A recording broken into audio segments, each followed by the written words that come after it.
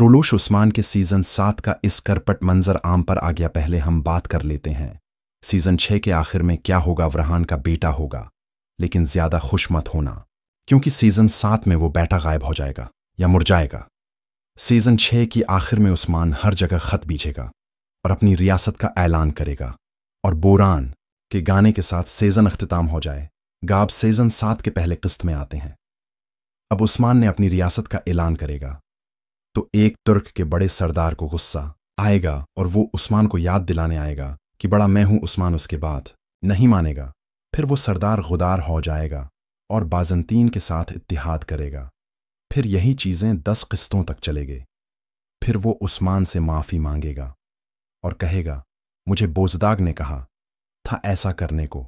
फिर वो किरदार चला जाएगा। फिर आएगा असल मजा, क्योंकि आपको याद होगा सीजन 6 के पहली किस्त में गोंजा और अलाउद्दीन के बेटी को सब मुर्दा समझ रहे थे। वो तो जिंदा है और इसको अगवा करने वाले होगे गोंजा के अपनी मां सादत खातून। फिर उनके कहानी चलेगी और फिर मंगोलों को अचानक याद आएगा हमने तो उस्मान से महसूल लेना है। फिर वो उस्मान के पास एलची आएगा, लेकिन उस्मान इलची को मार देगा। वो मंगोलों के सबसे ताकतवर कमांडर की एंट्री होगी, जिसे आज तक किसी ने नहीं हराया। वो आएगा। रियासत का सुल्तान उस्मान जंगलों में छिपता फिरेगा।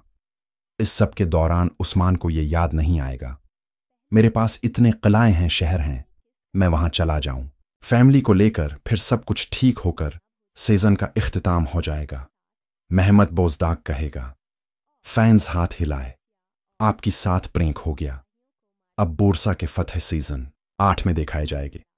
शक्रिया देखने का परेशान मत होना। बाला का एक बार भी जिक्र नहीं किया, इसके लिए अलग कहानी लिखे जा रहे हैं।